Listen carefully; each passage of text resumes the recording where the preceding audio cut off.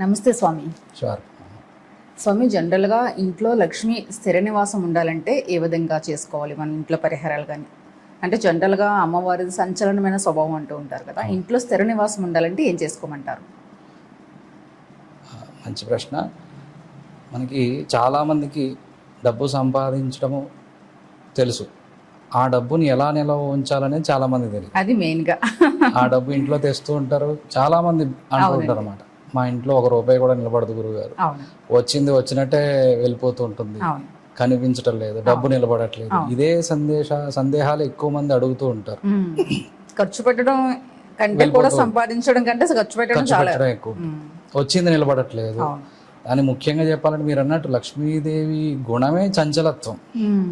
ఆ చంచలత లేకుండా లక్ష్మీదేవి మన ఇంట్లో స్థిర లక్ష్మిగా శాశ్వతంగా స్థిరంగా ఉండాలి అంటే కనుక మనకి దానికి అద్భుతమైనటువంటి పరిహారముగా చెప్పచ్చు దాన్ని. లలితా సహస్రనామంలోనే ఒక అద్భుతమైనటువంటి మార్గం చెప్పారన్నమాట. అంటే ఫలశ్రుతిలోనే అమ్మవారి గురించి చెప్తారు.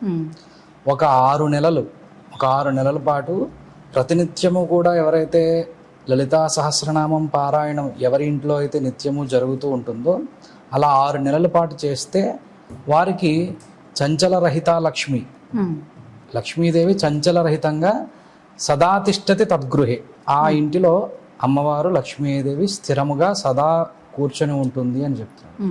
అందువల్ల మహాలక్ష్మీదేవి అనుగ్రహం స్థిరంగా ఉండి శాశ్వత స్థిరలక్ష్మి ఎవరి ఇంట్లో కావాలని కోరుకుంటారో వారందరూ ప్రతినిత్యము, అంటే ఈ రోజు ఆ రోజు అని లేకుండా పలానా రోజు పలానా నక్షత్రం అని కాకుండా స్థిరలక్ష్మి కావాలంటే, ముఖ్యంగా ఇది స్థిరలక్ష్మి కావాలంటే లలితా సహస్రనామ పారాయణని లలితా త్రిపుర సుందరినే మహాలక్ష్మి రూపంలో చూడాలన్నమాట. త్రిశక్త్యాత్మికనే లలితా త్రిపుర సుందరిగా చెప్తారు. కాబట్టి లలితా త్రిపుర సుందరినే శ్రీ మహాలక్ష్మి రూపంలో ఆరాధన చేస్తూ నేతి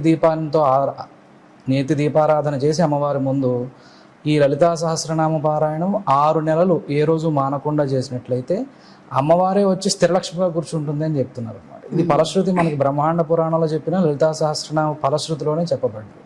కాబట్టి ఇది సులభమైనటువంటిది, అందరూ చేసుకోగలిగినటువంటిది. ఈ రెమెడీని పాటించవచ్చు స్థిరలక్ష్మి కోసం. ఇంట్లో ఏ విధమైన అలవాట్లు ఉండాలంటారు? అంటే అలవాట్లు అంటేనమ్మా, అంటే ఇంట్లో చేసుకునే పరిహారాలు, ఆడవాళ్ళు ఎలా ఉండాలి ఇంట్లో, ముఖ్యంగా లక్ష్మీదేవి ఇంట్లో ఉండాలంటే?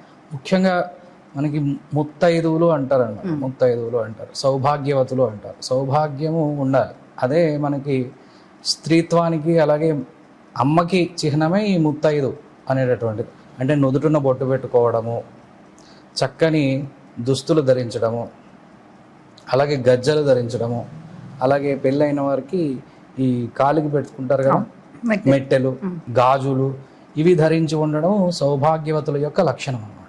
ఆ లక్షణాలు ఇవాళ రేపు కలియుగ ప్రభావం వల్ల అన్ని కరువు అవుతున్నాయి. ఉద్యోగరీత్యా మాకు ఆఫీసులో ఎలా చేరండి, ఇట్లాంటి పరిస్థితుల్లో మనం ఉంటున్నాం. లక్ష్మీకరం మనకు కలగాలి అంటే ఈ ముత్తైదు లక్షణాలతో ఉండేటటువంటి స్త్రీమూర్తులందరూ కూడా చక్కగా అమ్మని ప్రతినిత్యం మనసులో భక్తితో స్మరిస్తూ ఉండడం, శుచి శుభ్రత, అలాగే ఎక్కడైతే మురికి ఉంటుందో, ఎక్కడైతే పగిలిపోయినటువంటి వస్తువులు ఉంటాయో, మనం చాలామంది ఆలోచన విధానం ఎలా ఉంటుంది అంటే పనికిరాని వస్తువును కూడా దాస్తూ ఉంటారు చాలామంది. వాటిని ఇంట్లో పెట్టుకోవడం వల్ల లక్ష్మీదేవి వెళ్ళిపోతూ ఉంటుంది. అలా మనకి పనికిరానటువంటి వాటిని ఎప్పుడూ కూడా ఇంట్లో ఉంచుకోకూడదు. పనికిరానటువంటి వాటివి అంటే ఉపయోగంలో లేనటువంటివి, అది పగిలిపోవడము, ఉపయోగయుక్తంగా లేనటువంటి వస్తువులన్నిటినీ కూడా తీసివేస్తూ ఉండడం మంచిది. శుచి శుభ్రత ముఖ్యంగా ఉండాలి. అలాగే ఇల్లు ఎప్పుడైతే మనకి లక్ష్మీకరం అని అంటారు, గోమయేనోపలప్త శుద్ధ భూమం అని చెప్పి ఏ పూజ చేసినా ముఖ్యంగా ఆవు పేడతో అలికి మాత్రమే పూజ చేయాలి అని చెప్తారు శాస్త్రం. అది ఎందుకు లక్ష్మీకరం అని చెప్తున్నారు. మీరు అలికేదేమో ఆవు పేడతోటి, కానీ లక్ష్మీకరం అని చెప్తున్నారు. ఇది ఎందుకయ్యా అంటే దేవతలందరూ ఒకసారి, ఋషులందరూ ఒకసారి ఒక నిర్ణయానికి వచ్చారట. మేము శివోపాసన చేయాలంటే కైలాసానికి వెళ్ళాల్సి వస్తుంది, విష్ణు ఆరాధన చేయాలంటే వైకుంఠానికి వెళ్ళాల్సి వస్తుంది, ఇలా ఏ దేవతారాధన చేయాలనుకున్నా ఆ దేవత దగ్గరికి వెళ్ళాల్సి వస్తుంది స్వామి. మానవులందరూ సులభంగా దేవతారాధన చేయడానికి, అందరు దేవతల్ని ఉపాసన చేసుకోవడానికి అనువుగా ఉండడానికి ఏదన్నా ఒక ప్రదేశం చెప్పండి అని చెప్పేసి శివుడి దగ్గరికి వెళ్ళారు. పరమశివుడిని అడుగుతారనమాట, స్వామి ఇలాగా మా సమస్య ఇది, అందరు దేవతలు ఒక చోట ఉంటే మేము అందరి దేవతల్ని పూజించుకునేటటువంటి అవకాశం వస్తుంది అనగానే శివుడు అనుగ్రహిస్తాడు. ప్రపంచంలో అత్యంత పరిశుద్ధమైనటువంటిది దివ్యమైనటువంటి ప్రాణి నా చేత సృష్టింపబడ్డది, ఆ ప్రాణిలో మీరందరూ కూర్చోండి అని చెప్పేసి దేవతలకు ఆదేశం చేస్తాడు పరమేశ్వరుడు. ఆ ప్రాణి ఏమిటి అంటే గోమాత. ఆ గోమాతలో వెళ్ళి ఈ దేవతలందరూ పరుగున వెళ్ళి అందరూ గోమాతలో కూర్చునిపోతారు. ఆఖరికి ఆ గోమాత యొక్క వెంట్రుకలను కూడా విడిచిపెట్టరు. అందరు దేవతలు గోమాతలో ఆసీనమైపోయి కూర్చుంటారు అన్నమాట. లక్ష్మీదేవి పాపం ఆలస్యం అవుతుంది వచ్చేసరికి, విష్ణుమూర్తి సేవ చేసేటటువంటి పనిలో ఉండొచ్చు బహుశా. లేట్ అయ్యేసరికి ఆవిడకి స్థానం లేదు, గోమాతలో మొత్తం అంతా నిండిపోయి ఉన్నారు. శివుడి దగ్గరికి వెళ్తుంది అమ్మ, స్వామి శివయ్య నాకు ఇక్కడ స్థానం లేదు, మరి నన్ను ఎక్కడ ఉండమంటావు లక్ష్మిగా అని ఆయన అడిగితే అప్పుడు శివుడు చెప్తాడు అన్నమాట, ఒకే ఒక్క స్థానం ఉంది, దేవతలందరూ విడిచిపెట్టారు, అక్కడ నువ్వు ఉంటావా అని అడుగుతుంది. అప్పుడు సరే స్వామి నాకు అదే భాగ్యం, మీరు ఎక్కడ అనుగ్రహిస్తే అక్కడే ఉంటానని చెప్తే శివుడు చెప్తాడు అనమాట, ఆవు పేడలో ఖాళీ ఉన్నది, అక్కడ నువ్వు ఆసీనురాలుగా అని చెప్పి చెప్తారు అన్నమాట. మహాప్రసాదం అని చెప్పి శ్రీ మహాలక్ష్మి వెళ్ళి గోమయము, ఆవు పేడ, గోవు యొక్క మలములో వెళ్ళి సాక్షాత్తు లక్ష్మీదేవి తిష్ట వేసుకొని కూర్చుంటుంది అన్నమాట. అలాంటి లక్ష్మీకరంగా చెప్పబడ్డటువంటి ఆవు పేడతోటి ఇల్లు అలకడం అనేటటువంటిది లక్ష్మీకరంగా చెప్తుంది మన శాస్త్రం. అలాగే గృహానికి మంగళ తోరణాలు ఎప్పుడు ఉండడము, వేపాకులు కానీ మామిడాకులు కానీ చక్కగా మంగళ తోరణాలుగా ఇంటికి ఉండడము, ఇల్లు అలికి ముగ్గు వేయడము.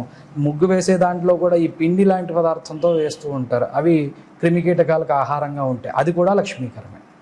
అందువల్ల గృహానికి ఆవు పేడతో అలకడం అనేది వచ్చింది.